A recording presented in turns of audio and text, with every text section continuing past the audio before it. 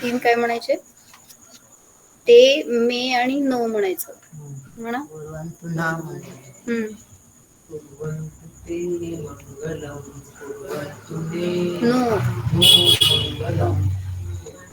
मी. काय अर्थ त्याचा? मी नमस्कार. नाही नाही, माझं. मी म्हणजे माझं मंगल हो करात, किंवा तुमचं मंगल हो, असं आज भगवान सांगतायत आपल्याला, किंवा आपलं मंगल हो, असं एक. त्यात तीन भावना आहेत. हे झालंय का चालू? का काय कमांड करायची का त्याला अजून? झालंय ना चालू? केले मी, केले रेकॉर्डिंग म्हणलंय. ठीक आहे.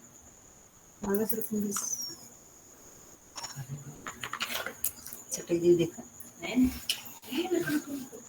ठीक आहे, ते बसायचं. काय चाललं होतं आपलं?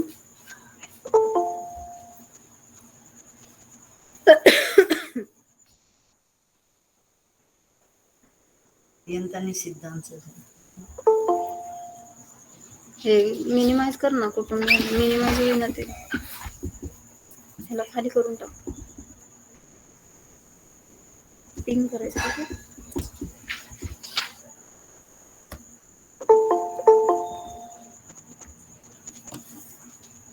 तसं पण नको मला, इथं हे मॅनेज करायला लागतं. क्लोज होते. तर पहिल्या श्लोकाचा अर्थ बघितलं होतं आपण. काय आहे होता का काल, परवा, तेरवा, चौरवा? नाही, सोडून दिलाय धर्म. नाही ना, ऑनलाईन नाही बघ. होय, बर. ऑफलाईन पण टाकायला लागले मी आता. युट्यूब वर असते, बघत जावा. तर काय अर्थ सांगितलं होतं पहिल्याच, की जे इंद्रांकडून महित म्हणजे पूजित आहेत, असे अरिहंत भगवान माझं मंगल करोत. काय म्हणजे इंद्रांच्या द्वारे पूजित असं विशेषण दिलं होतं. मग काय सांगितलं होतं त्याच्यासाठी महिमा? का इंद्रांचं नाव सांगितलं तुमच्यासाठी? इंद्रांच्या द्वारे जे पूजित आहेत, असे ते अरिहंत भगवान माझं मंगल करोत. का इंद्रांचं विशेषण द्यावं लागलं? तुम्हाला महिमा नाही ना, बाहेरून काय सांगितलं तर. ऍक्च्युली आहेत अरिहंत, स्वतः महान आहेत. पण तुम्हाला कसं वाटतंय, तुमच्या घरी, तुमच्या दुकानात जर नरेंद्र मोदी आले, काय करणार हो तुम्ही? किती महिमा त्यांची. का? म्हणजे किंवा तुम्हाला काहीतरी त्यांच्याकडून अवॉर्ड मिळालं म्हणा, किंवा काय असं त्यांचं थ्रू काहीतरी काम झालं तुमचं, तुम्हाला किती महिमा त्यांनी आले होते. जसं मला, मी गेल्यावर प्रभाकर काकांच्या घरी मला लगेच त्यांनी फोटो काढून दाखवलं होतं, बघ मी भेटलो होतो त्यांना. काय दादा? म्हणजे एक आपल्याला किती त्या महिमा कशाची, की ते महान आहेत आणि त्यांचं आपलं काहीतरी रिलेशन आहे, त्यांच्याकडून आपल्याला काहीतरी मिळालंय, त्याच्यानी मी महान आहे. मग इथं सांगायचंय काय, की इंद्र त्याच्यापेक्षा कितीतरी महान आहे ना. त्या आता जे काय तुम्ही कोणी सेलिब्रिटी म्हणा, कोणी एक VIP म्हणा, त्यापेक्षा इंद्रांची पदवी किती महान आहे. आणि मग तशा इंद्राकडून जे पूजित आहेत असे अरिहंत, म्हणजे किती तुम्हाला त्यांची महिमा यायला पाहिजे ऍक्च्युली. पण तसं तितकं आपल्याला त्यांची महिमा नाहीये.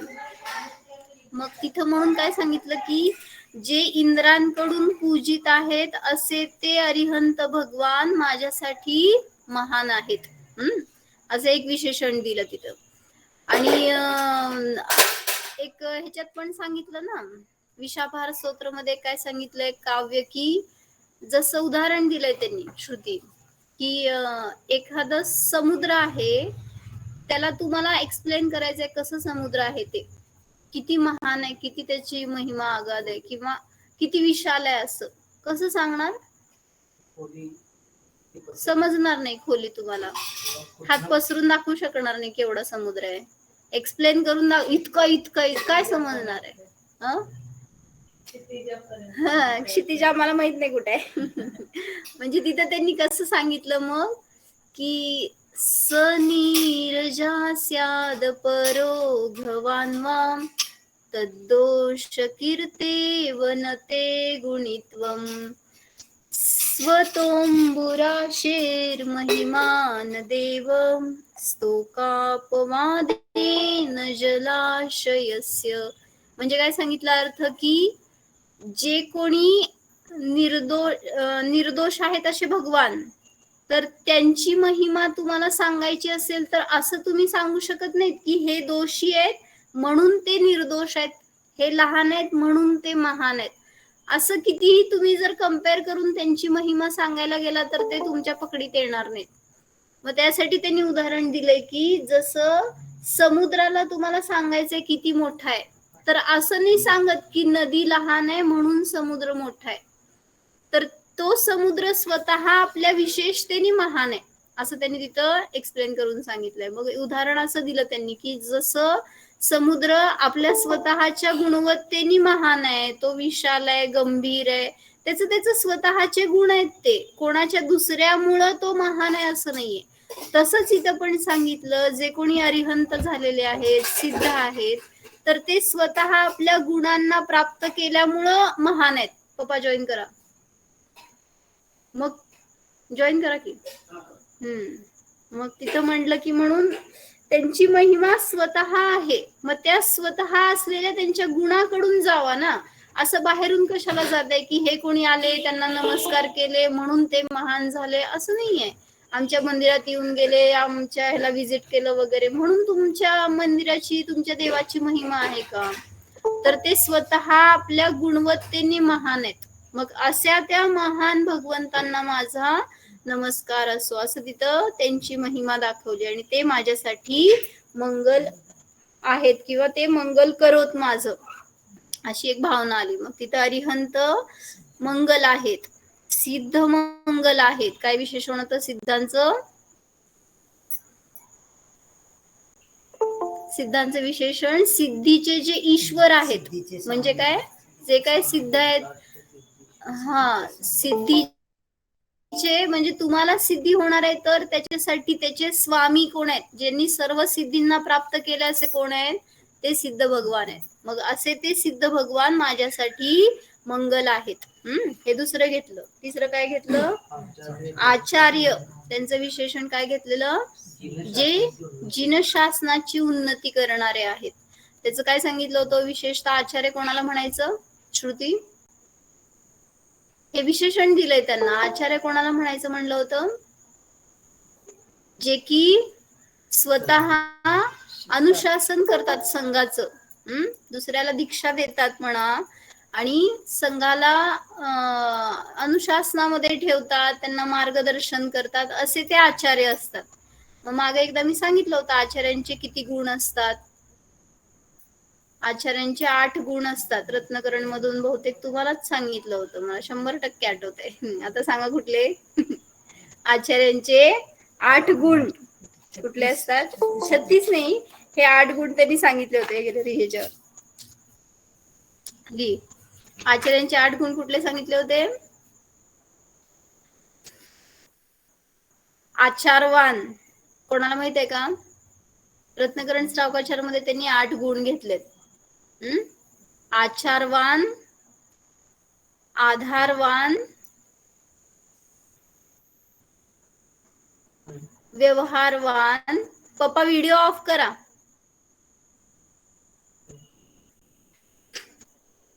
आचारवान, आधारवान, व्यवहारवान, पुढं प्रकर्ता, अपाय उपाय विदर्शी, अपाय उपाय विदर्शी, पुढं अपरिस्रावी, हा विदर्शी, अपरिस्रावी, औपीडक आणि निर्यापक, असे 8 गुण आहेत. आता म्हणजे काय ते? निर्यापक. तर पहिलं सांगितलं आचारवान म्हणजे पंचाचाराचं ते जे पालन करतात त्यांना म्हटलं आचार्य. 5 आचार कुठले? ज्ञानाचार, दर्शनाचार, चारित्राचार, तपाचार आणि वीर्याचार. या 5 आचारांचं जे पालन करतात ते आचारवान असे आचार्य असतात. दुसरं सांगितलं आधारवान, म्हणजे जे संघातले इतर अन्य त्यागी आहेत, जे कोणी चंचल झाले, जे कोणी असे अस्थिर झालेत किंवा शारीरिक मानसिक काहीतरी त्यांच्यामध्ये कमी जास्तपणा व्हायला लागलं तर त्यांना आधार देणारे असतात ते आधारवान असे आचार्य. दुसरं सांगितलं. तिसरं काय? व्यवहारवान म्हणजे व्यवहाराचं ज्ञान असतं त्यांना. काय की जर ते आचार्य आहेत त्यामुळं शिक्षा पण देत आहेत आणि दीक्षा पण देत आहेत. त्यामुळं जर कोणी संघातले शिष्य असतील, साधू शिष्य, आणि त्यांच्याकडून काय गलती झाली, काय त्यांच्याकडनं चुका झाल्या, कुठं काय त्यांच्याकडनं दोष घडले, तर त्यांना प्रायश्चित्त कसं द्यायचं ह्याचा व्यवहार त्यांना असायला पाहिजे, हे सांगितलं. काय जे आचार्य असतात ते समजा खूप मोठा अपराध झाला त्यांच्याकडून, मग त्यांना, आणि उन्हाळ्याचा मोसम चालू आहे, समजा ग्रीष्म ऋतू चालू आहे, तर तिथं असं प्रायश्चित्त देणार नाही त्यांना की तू उपास कर. मग त्यांना ज्ञान आहे की आपण समजा उष्ण क्षेत्रामध्ये सोलापुरात आहे, इतकं तिथं मेचा उन्हाळा चालू आहे आणि त्या त्यागीच्या शरीरामध्ये शक्ती नाहीये, त्याकडून दोष झालाय, त्याला काय आचार्य शिक्षा देणार? तर उपास कर हे म्हणणार नाहीत, कारण त्यांना व्यवहाराचं ज्ञान असायला पाहिजे, आणि म्हणतील तर त्याचं अजून पतन होणार. म्हणून सांगितलं की काय शिक्षा द्यायची ह्याचं सुद्धा व्यवहार असायला पाहिजे, त्याचं ज्ञान असायला पाहिजे, तर त्यांना व्यवहारवान आचार्य म्हणलं जातं प्रत्येक गोष्टीमध्ये. मग कुठल्या रीतीने त्यांना आहार घ्यायला पाहिजे, कुठल्या रीतीने सेवा करायला पाहिजे कुठल्या त्यागीची वगैरे, ह्या सगळ्या विषयी, या सगळ्या व्यवहारांचं ज्ञान असेल तर त्यांना व्यवहारवान आचार्य असे म्हणतात. म्हणजे हा त्यांचा गुण असायला पाहिजे. हा, असायला पाहिजे. हे 8 गुण ज्यांच्या ठिकाणी असतात त्यांनाच आचार्य पद मिळतं. मग व्यवहारवान, मग सगळ्याच गोष्टींबद्दल व्यवहार समजून घ्या, नुसतंच हे शिक्षा देण्याबद्दलच नाही, तर कुठल्या त्यागीला काय रोग असेल तर काय त्याला जायला पाहिजे औषधी, कुठला आहार, कसं, नवीन त्यागी असतील तर त्यांना कशी चर्या सांगायची, सगळ्याबद्दल व्यवहाराचं त्यांना ज्ञान असतं, म्हणून त्यांना म्हणलं व्यवहारवान. चौथं सांगितलं काय? प्रकर्ता. म्हणजे जसं की संघामध्ये अनेक वृद्ध त्यागी असतात, रोगी असतात, तर त्यांचं प्रकर्षाने सेवा करायला सुद्धा पुढे सरकतात जे, ते असतात आचार्य. म्हणजे प्रकर्षाने सेवा करणारे असे ते प्रकर्ता असं म्हणलं. ते लिहिल्याशिवाय तुम्हाला कळणार नाहीत काय लिहिलं. मग ते नंतर तुम्हाला नुसतं वाचल्यावर काय कळणार सांगा, प्रकर्ता म्हणजे काय? खाली लिहा एक्सप्लेन करताना, कारण दुसऱ्या पण पुढच्या शब्दांचे अर्थ नवीन आहेत, ते शब्द कळणार नाही. हा, गुण म्हणजे आपण जे 36 गुण सांगतो ते वेगळे, हे नाहीये, ते वेगळे. तेच की हे सामान्य सांगायचे की गुण म्हणा, नाही तर त्यांची विशेषण म्हणा, चालतंय आचार्यांची, असं त्यांनी रत्नकरण मध्ये त्यांनी एक्सप्लेन करून सांगितलंय. तर काय सांगितलं? प्रकर्ता म्हणजे काय सांगितले? प्रकर्षाने वयावृत्तादी सेवा आदी करण्यामध्ये तत्पर असणारे ते साधू, किंवा त्यांना म्हणलं आचार्य. पुढचं गुण काय? अपाय, उपाय, विदर्शी, शब्दातच आहे त्यांचं गुण.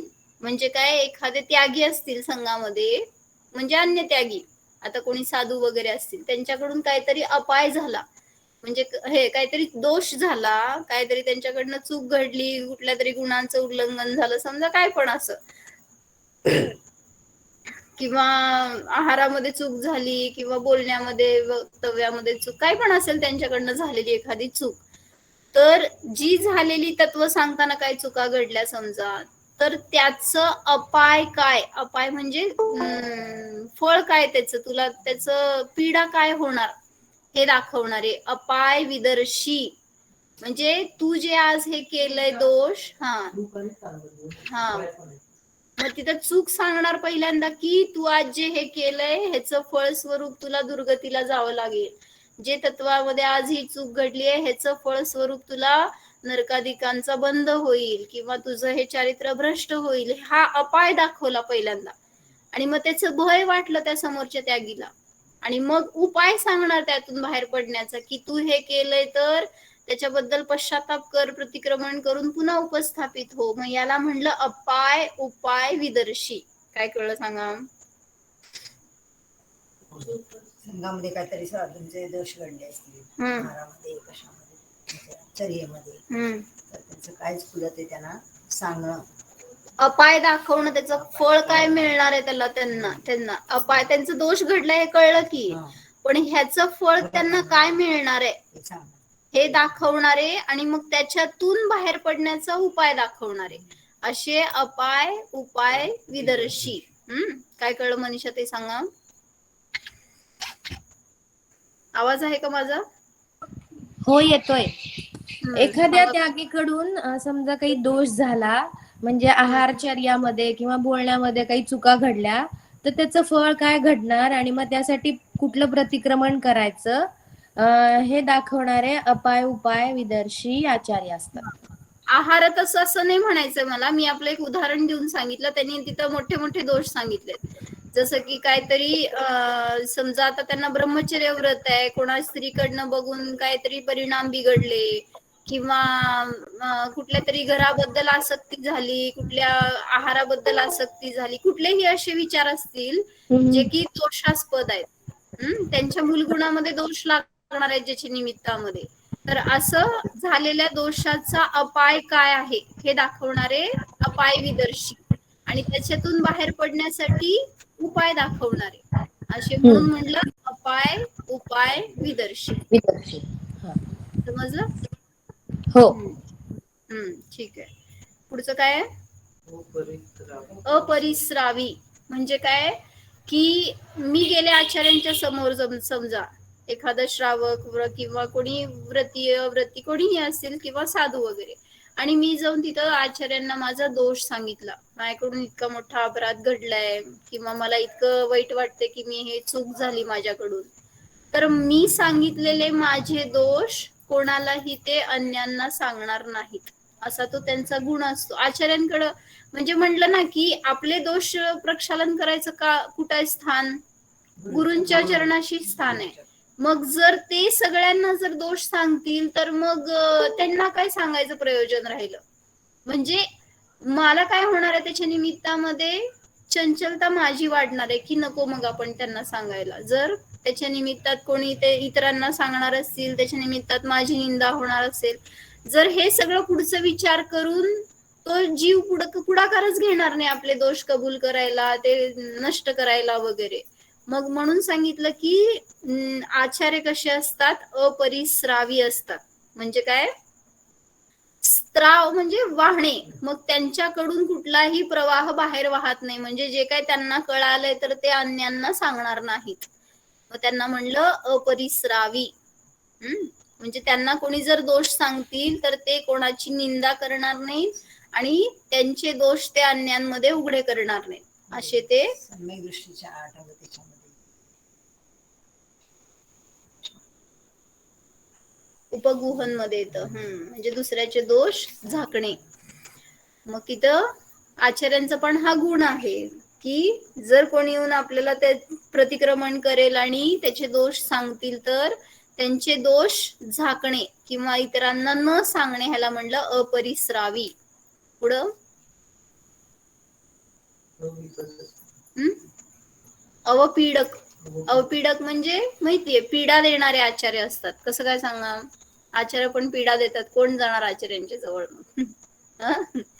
तर सांगितलं जर कोणी असा हट्टी शिष्य असेल, कोणी कठोर असेल, कोणी आपल्या चुकांना कबूलच करत नसेल, समजा कोणी मरणासन्न झालाय आणि त्याचे दोष कळलेत आचार्यांना पण वाट बघतायत की तो स्वतः सांगेल, पण तो जर न सांगायची तयारी नसेल तर सांगितलं तो शल्य घेऊन मरेल तर त्याची साधना पण होणार नाही. का? बोचत राहणार ना त्याच्या अंतरंगामध्ये की मी एवढं चूक केलीये, मी नाही सांगितलं, मी कसं सांगू या विचारामध्ये मेला तर त्याची समाधी पण होत नसते. म्हणून सांगितलं काय की जो कोणी दोषी असेल आणि तो दोष जर व्यक्त करत नसेल तर त्याला सांगितलं लाथा बुक्क्या घालून सुद्धा आचार्य त्याचे दोष बाहेर काढतात, पीडा देतात. खूप मर्मछेदक शब्दांनी त्याला बोलतील. का? तर त्याचं ते सगळं पाप नष्ट व्हावं हा उद्देश असतो, त्याला त्रास द्यावा हा उद्देश नसतो. पण तरी सुद्धा पीडा देऊनच ते दूर होणार आहेत हे कळतं त्यांना, म्हणून त्यांना नाव दिलं अवपीडक. तिथं फक्त सांगितलं प्रेमाने, इथं प्रेम नाही आहे, इथं चांगलं 3rd डिग्री असं पीडा देणारे अवपीडक म्हणजे पीडा देऊन दोष नष्ट करणारे किंवा शल्य नष्ट करणारे वेळ प्रसंगी पीडा सुद्धा देणारे असं. अवपीडक म्हणजे कधी काय प्रसंग आला तर तुम्हाला सगळ्यात हार्ड राहून सुद्धा कठोर होतात इतके की तुम्ही काहीही असा समोर तुमचं, पण जर ते दोष अक्षम्य असेल तर ते नियमाने तुमच्याबद्दल जरा सुद्धा दयाभाव ठेवणार नाहीत आणि तो दोष नष्ट करणारच. जसं म्हटलं की आपल्या घरामध्ये लहान मुलांनी थोडेफार काही चुका करतात मुलं घरात, तर त्यावेळेस तिथं आपण त्यांना थोडं समजावून सांगतो, थोडस जोरात सांगतो किंवा कधी मारतो वगैरे, पण त्याचं ते दोष दूर करणं हा भाव असतो. समजा त्यांनी असा काही अक्षम्य अपराध केला की जाऊन दुसऱ्याच्या घरी काय नको ते काम केलं समजा, किंवा नको ती चीज आपण कधीच खात नाही अशी चीज काय तरी त्यांनी खाल्ली, तर तुम्ही त्याच्याबद्दल काय रिॲक्शन सांगणार? त्याला प्रेमाने सांगणं हे तिथं योग्य नसतं की तू हे खाऊ नको बर का, हे चांगलं नाही, हे असं नाहीये. असं की ते त्यांनी कधीही याच्या पुढं न खावं इतकं तुम्ही कठोर पवित्रा घेता. मग तसंच सांगितलं आचार्यांचा सुद्धा रोल आहे की समजावं त्या समोरच्या शिष्याला की मी किती महान महान अपराध केलाय आणि याच्यासारखा अपराध माझ्याकडनं पुन्हा आयुष्यात किंवा भवाभवात कधी न हो, असं त्याचं प्रक्षालन व्हावं ह्याच्यासाठी पीडा देऊन ते दोष दूर करतात, ते शल्य नष्ट करतात. असे ते आचार्य असतात, त्यांना म्हणलं अवपीडक. पुढं निर्यापक, शेवटच आहे ना. निर्यापक म्हणजे काय? समाधी साधणारे, जे कोणी समाधीचे सहाय्यक असतात, म्हणजे उपदेश देणारे म्हणा किंवा त्यांना स्थिर करणारे. शेवटच्या समयामध्ये जर अस्थिरता झाली असेल, त्यांना भूक लागती, सगळं होतं शेवटच्या समयात, काय नाही होत. आपल्याला वाटतं की त्यांनी छान साधावं, दुसऱ्याचं नाही आपलं स्वतःचं बघा.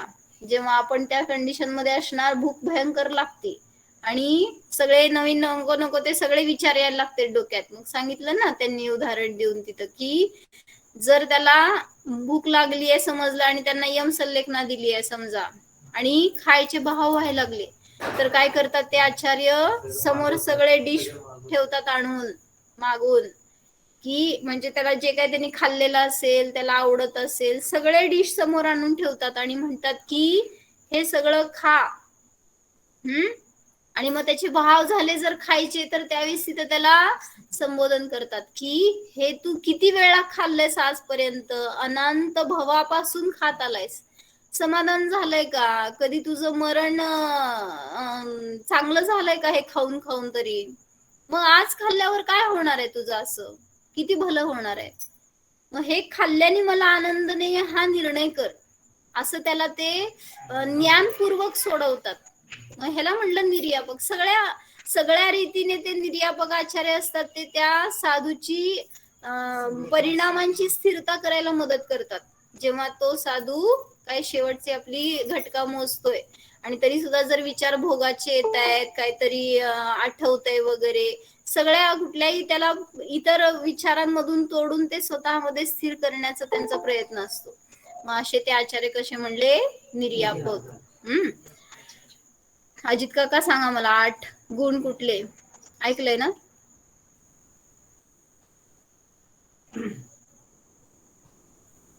कोण आहे? अजित काका, सविता काकी, समोर कोण आहे माझ्या? सांगा. नम्रता भाभी सांगा.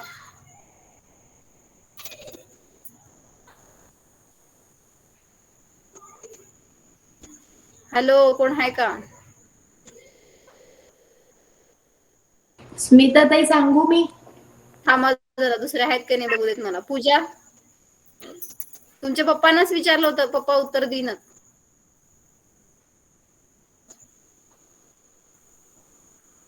पूजा, स्नेहा,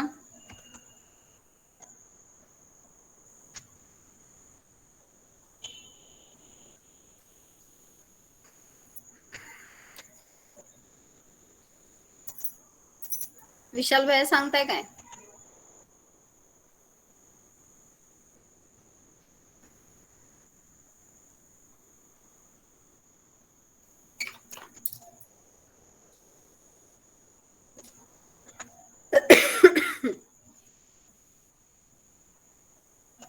सांगा कोणतरी एक जण सांगा. 2-3 आठवत आहेत. हा सांगा किती येतात तेवढे.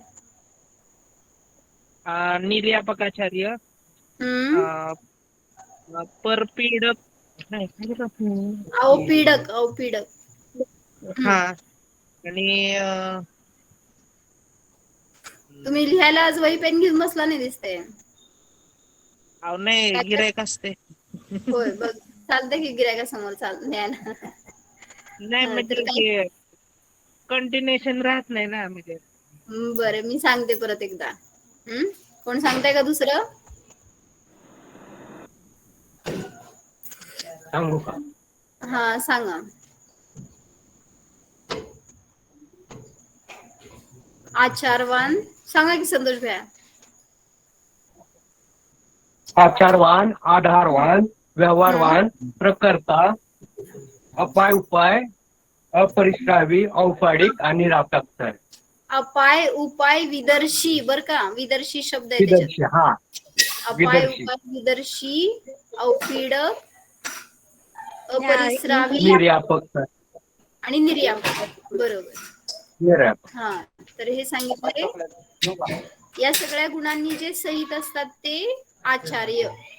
आणि इतर त्यांनी विशेषण दिलंय काय, जे जिनशासनाचा उद्धार करतात असे ते आचार्य असतात. असे ते आचार्य माझ्यासाठी मंगल आहेत. काय कळलं? कोण आपलं मंगल करणार? मग सगळे पंचपरमेष्ठी आहेत त्यांना आपण म्हणतोय की तुम्ही माझ्यासाठी मंगल आहात. म्हणजे सर्वस्वी नाही, व्यवहार आणि भक्ती आहे.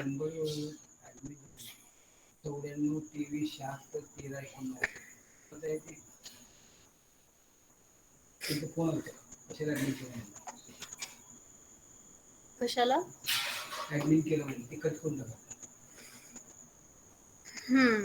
तर तिथं काय सांगत होते मी आता, आचार्य कसे असतात तर जे जिनशासनाचा उद्धार करतात. मग या सगळ्या गुणांनी सहित असणारे ते आचार्य, जिनशासनाची प्रभावना त्यांच्याकडनं होते. म्हणजे स्वतः ते त्या रूपाने चर्या करतायत, तसं त्यांचे परिणाम आहेत, ती धारा आहे, त्याच्या निमित्तच समोरचा प्रभावित होतो. जसं उदाहरण सांगितलं होतं काय, ते मुनिराज बसतात जंगलामध्ये ध्यानाला. कोणाला उपदेश दिला नाहीये अजून जंगलामध्ये, बघितलंय का कधी? मुनिराज असतात ते जंगलात ध्यानाला बसायचे आणि तिथं ते आपण ह्याच्यात बघतो ना, काय मंदिरामध्ये आपल्या खाली उंबऱ्यावर लावलेलं आहे ना चित्र, काय लावलंय आदिनाथ भगवंतांच्या समोर मनोज भैया? पाणी पिताना गाय, दोघांची पिल्लं इकडं तिकडं गेलीत ना, म्हणजे गाईचं पिल्लू सिंहाचं दूध पितंय आणि सिंहाचं पिल्लू गाईचं दूध पितंय. मग ही तिथं ऍक्च्युली ते तर हाडवैरी म्हणतो आपण, जन्मतःच त्यांचं इतकं वैर की ते सोडणार नाही त्या गाईला. पण तरी सुद्धा जेव्हा ते भगवंतांच्या चरणाशी येतात त्यावेळेस तिथं का वैर संपलं त्यांचं, का तिथं ते वैराचे भाव होत नाहीत? तर ही सांगितलं त्या भगवंतांच्या निकटतेची, सानिध्याची महिमा आहे. म्हणून सांगितलं तिथं की जेव्हा त्या आचार्यांचं, मग हे सांगत होते की जेव्हा ते आचार्य ध्यानस्थ बसलेत त्या जंगलामध्ये, स्वतःच चिंतन करतायत, मंथन करतायत, कोणाला काही उपदेश देत नाहीत, तरी सुद्धा ते सगळे आलेले समोर बसलेले जीव एकमेकांचं वैर विसरून स्थिर शांत झाले. कसं काय असं होऊ शकतं? आणि आपल्या सानिध्यात आलेले जीव सांगा काय करते, ह्याला मारू का त्याला मारू, इतकं मारू का तितकं, का असे परिणाम होतात? मग आपण त्यांना बदलायचा प्रयत्न करतो. मग इथे सांगायलेत की आचार्य कोणाला काय सांगायला गेले नाहीत, ते सहज येऊन बसलेले, त्यांचे परिणाम बदललेत. हा प्रभाव असतो त्यांच्या साधनेचा. मग हेच सांगतात आपल्याला भगवान सगळ्यांना की तुमची साधना अशी उत्कृष्ट करा की तुमच्या सानिध्यात आलेल्या त्या जीवांचे सुद्धा भाव परिवर्तित होणार, बदलायला जाऊ नका, बदलले जाणार नाहीत. म्हणून म्हटलं आपल्याला स्वतःला बदला. मी का अजून म्हणजे माझ्या शब्दाचा का प्रभाव होत नाही, किंवा माझ्या निकट आलेल्या त्या जीवांचे का परिणाम बदलत नाही, मीच कमी पडतोय. म्हणून सांगितलं काय करायला पाहिजे, मी साधना करत नाही, मी स्वाध्याय करत नाही, तुम्हाला सांगितलं स्वाध्याय करत जावं. बरं का, किती ऐकणार तुम्ही माझं? नाही, बघून जास्त जितकं परिणाम होतो ना, म्हणलं ना, म्हणून डोळे असतात ते ऍक्टिव्ह असतात जास्त आणि ग्रास्पिंग जास्त असतं डोळ्याचं बाकीच्या इंद्रियांपेक्षा. मग डोळे शिकवतात म्हणून मागं विचारलं होतं ना, दिसलं आणि पाहिलं मध्ये काय फरक असतो?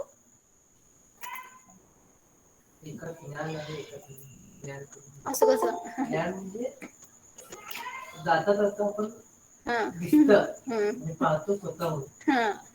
म्हणजे दिसतं आणि पाहतो मध्ये काय फरक आहे हो? दिसलं आणि पाहिलं मध्ये केवळ दोन्ही पण डोळ्याचंच काम आहे.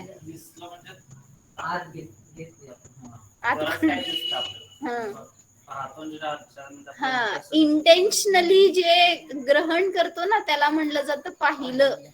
आणि दिसलं म्हणजे नको असताना सुद्धा काहीतरी दिसतच.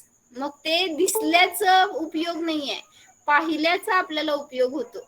मग तिथं म्हणलं म्हणून की तुम्ही जे करताय ना ते पाहून त्यांच्यावर परिणाम होत असतो जो सानिध्यात येणार आहे. मग म्हणून म्हटलं की तुम्ही दुसऱ्याला प्रभावित करायला जाऊ नका, तो प्रभावित होणार जर तुमच्याकडं तसे गुण असतील, तशी तुमचं काय म्हणायचं स्वतःची परिणती तशी असेल तर. आणि तसंच आचार्यांचं पण आचरण आहे. म्हणून आज एक वाक्य चांगलं आलं होतं. बाबा जरा मला द्या ते माझं एक काय झालं होतं वाक्य. प्रचार म्हणजे काय? प्रचार म्हणजे काय आलं होतं सांगा वाक्य. प्रचार का मूल आचार है. चांगलं वाक्य आहे. काय कळलं? प्रचार का मूल आचार है. प्रचार हा आचरण करून प्रचार करा. करा ना, स्वतः आचरण करून प्रचार करा. करा नाही होणार आहे ते सांगायचं त्यांना की आचरण माझं असेल तर तसा प्रचार होतोच. बाहेर प्रचार करायला जावं लागत नाही. म्हणजे आचार हाच प्रचार आहे हे सांगायचं त्यांना. आपण तिथं उलट करायला जातो, माझ्यात आचरण कमी असतं आणि प्रचार जास्त असतो. त्यालाच लोक मग लोकेशना म्हणतात. आणि हे प्रभावना म्हणली जाते. जे काय स्वतः अनुभव करून त्यानुसार स्वतःची परिणती असताना अन्यांना त्याच्या निमित्तामध्ये जो मिळालेला उपदेश असतो त्याला म्हणायचं प्रभावना. आणि लोकेशना कशाला म्हणायचं? ओरडून ओरडून मी सांगायला गेलो मी छान आहे बरं का, माझा ऐका बरं का, मी असं म्हणजे मग तिथं ते स्वतःच पब्लिसिटी करायला गेलो म्हणा किंवा एक जबरदस्ती थोपायला गेलो दुसऱ्यावर, तर त्याची प्रभावना नसती होत. त्याला म्हणलं जातं मग माझ्या उद्देशासाठी माझ्या ख्यातीसाठी मी जे काय करायला गेलं त्याला म्हणलं लोकेशना. पण जर उद्देश असा असेल की मी प्रभावित झालोय, मला जे चांगलं मिळालंय ते अन्यांना मिळावं हा भाव असताना माझं आचरण बघून जर कोणी तसं परिवर्तित होईल तर त्याला म्हणलं प्रभावना. मग अशी तुमच्या निमित्तात किती प्रभावना होती किंवा किती लोकेशना होती तुमच्याकडून सांगा. प्रभावना किती होती हे बघा. का म्हणजे मी प्रभावित एवढं झालो नाहीये, हा माझा दोष आहे. त्यामुळं मी त्या तत्वानी त्या जिनशासनानी स्वतःला नवून घ्यायला पाहिजे किंवा ते माझ्यामध्ये असं उतरवायला पाहिजे की त्याच्या निमित्तामध्ये मग एकच उपाय आहे ह्याच्यासाठी. काल सांगितलं होतं काय, आता केलं का प्रयोग दिवसभरामध्ये सकाळपासून संध्याकाळपर्यंत मौन घ्या म्हणून सांगितलं होतं. मौन घेऊ शकत नाही ठीक आहे जाऊ देत, मग आता राहायचा प्रयत्न करा ना. तूप सांडलं घरामध्ये काय करणार? आकाश पाताळ एक होतंय. दूध उतू गेलं, तूप सांडलं, काय भात करपलं, किती किती तिथं आता सगळं विसरून गेलेलं असतो, भाताच दिसत असतो. म्हणून आवडती गोष्ट हरवली, काहीतरी फुटलं, काहीतरी कोण नेलं वगैरे, किती तिथं आपली लगेच उद्वेग होतो परिणामामध्ये. मग हे चुकतंय.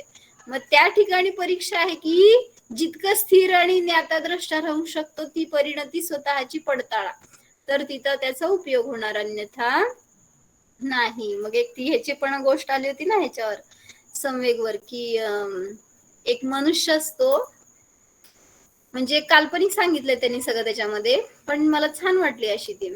त्याच्यात त्यांनी सांगितलं की तो एका रस्त्यावरनं जात असताना त्याला एक दुकान दिसलं आणि त्याचं नाव होतं, मॉल होतं, डीमार्ट होतं रे, आणि त्याच्यावर नाव होतं ईश्वरीय दुकान. आणि मग तो काय असं त्याला जिज्ञासा झाली, काय नक्की याच्यामध्ये ईश्वरीय काय वस्तू आहेत अशा, बघावं तरी असं विचार आला की दरवाजा उघडला आपोआप तिथला. आणि मग म्हणला की या दरवाज्यातून आत जावं. नुसता जिज्ञासा झाली, विचार आला की आत पोचला होता तो, बरं का. आणि मग आता सगळं ऑटोमॅटिक व्हायला म्हणल्यावर हा पकणारच की माणूस. मग ते गेल्यावर सगळं बघितलं तर तिथे चीज पण सगळे डिफरंट डिफरंट काहीतरी अनोखे होते. आणि मग त्यांनी पहिल्यांदा एका डिपार्टमेंटकडे शिरला तर तिथं वेगवेगळ्या बॉटल्स मध्ये वेगळे चीज ठेवले होते सगळे. आणि मग त्या आत गेल्या गेल्या तिथल्या माणसांनी सांगितलं की हे तुमचं बास्केट, काय म्हणायचं, बास्केटच म्हणायचं, ट्रॉली ते न्यायला ज्याच्यामध्ये तुम्ही सामान भरता ना, हे घेऊन जावा. आणि समजा जर ती भरली तर म्हणजे बास्केट भरला, अजून तुम्हाला घ्यायचं असेल तर तुम्ही परत पण घेऊन जाऊ शकता अजून. तर तुम्हाला हवं ते घेऊन जावा. आणि मग त्यांनी ती बास्केट घेतली आणि पुढे निघाला. तर तिथं सांगितलं पहिल्यांदा एका बाटलीमध्ये त्याला काय दिसलं, लेबल होतं त्याच्यावर, सत्य, किती पाहिजे तेवढं सत्य घेऊन जावा. तर त्यांनी म्हणला घ्यावं थोडंसं आपल्यासाठी. एक बाटली त्यांनी सत्याची घेतली. पुढे गेला तर विश्वास, बाटल्या होत्या बरं का सगळ्या तिथं, दुसरं काय नव्हतं. आणि मग त्या म्हणला विश्वास पाहिजे की म्हणला, त्याशिवाय न संसार होतो न धर्म होतो. आणि मग त्यांनी 2 बाटल्या विश्वासाच्या घेतल्या.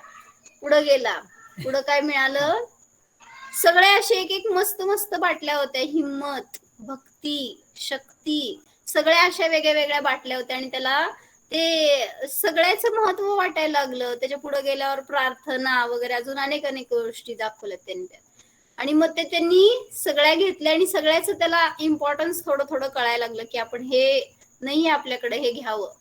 जसं तुम्ही गेल्यावर तिथं काय काय असलं तरी पण घेता, ती गोष्ट वेगळी. पण त्याला वाटलं की हे आपल्याकडे नाहीये, हे इसेन्शियल आहे, आपण घ्यावं. आणि मग ते सगळं त्यांनी घेतलं. आणि मग आता काउंटरवर गेला आणि बिल करायचं होतं त्याला, बरं का. मग त्यांनी म्हणलं याचं बिल काय. मग तिथल्या त्या काउंटरवर बसलेल्या माणसाने काय सांगितलं की याचं बिल एवढंच आहे की हे तुम्ही घ्या आणि सगळ्यांना वाटा.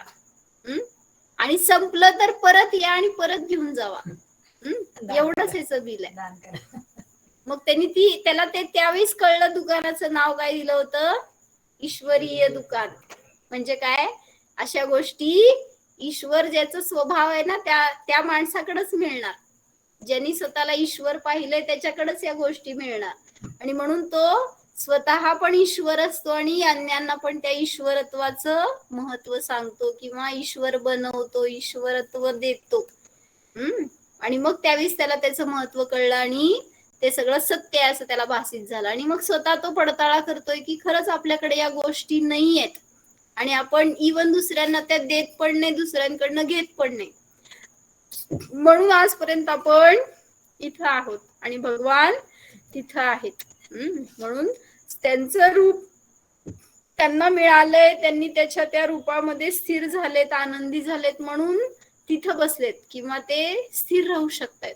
पण आपण काय करतोय, न स्वतःचं रूप समजून घेतोय, न दुसऱ्याला समजवतोय. त्यामुळं ना आपल्यात प्रगती होतीये ना त्यांच्यामध्ये. म्हणून सांगितलं काय करा, स्वतःचं रूप जाणा तर सिद्धीचे ईश्वर असे सिद्ध भगवान आपल्यावर प्रसन्न होतील. म्हणून म्हटलं ना काय काय, साधू, उपाध्याय, आचार्य, अरिहंत आणि सिद्ध ह्या सगळ्या पर्याय आहेत, हे सगळे परिणाम आहेत. ते परिणाम कुठल्या दुकानात मिळणार, कुठल्या बाटलीत मिळणार, कुठल्या मॉलमध्ये, डीमार्ट मध्ये. म्हणजे माझे परिणाम तसे का नाही झाले आजपर्यंत, मला त्या परिणामांची, त्या स्वभावाची महिमा नाही आली, म्हणून त्या परिणामापर्यंत मी अजून पोचलो नाही. म्हणून जर आपण तसा मी आहे ह्याचा अनुभव केला तर आपल्याला सुद्धा तशी दशा सहज प्रगट होऊ शकते. कालचे नय राहिलेच होते की, काल काय सांगितलं, 4 नाही सांगा. अभ्यास द्यायचं होतं ते 20 विसरून गेले. तुम्ही काय अभ्यास करणार. 4 नाही कुठले होते हो, चरित, अनुचरित, सद्भूत. कोण होतं काल शिष्य, सद्भूत. सद्भूत असद्भूत. पहिल्यांदा नय म्हणजे काय सांगा, नय म्हणजे अँगल ऑफ पाहण्याचा व्ह्यू, दृष्टिकोन, अँगल ऑफ व्ह्यू, पाहण्याचा राहायचा दृष्टिकोन. दृष्टिकोन. म्हणजे एखाद्या वस्तूकडं पाहण्याचा दृष्टिकोन म्हणजे म्हणायचं नय. त्या नयाचे दोन भेद आहेत, निश्चय नय आणि व्यवहार नय. निश्चय नय म्हणजे अभेद आहे, जसं आहे तसं वस्तूचं स्वरूप सांगणारा तो निश्चय नय. आणि व्यवहार नय आहे तो जसं नाही तसं सांगतो किंवा आरोपित कथन करतो. म्हणून म्हणलं जातं व्यवहार नयाची परिभाषा कहो पर मानो मत. मी मनुष्य आहे, कहो पर मानो मत. फिर क्या मानना, क्या मानना, मैं मनुष्य नहीं मैं जीव हूँ. किंवा मी श्रीमंत, मी लहान, मी अल्पज्ञानी, मी महान ज्ञानी, हे सगळे व्यवहार आहेत. मग हे कहो पर मानो मत.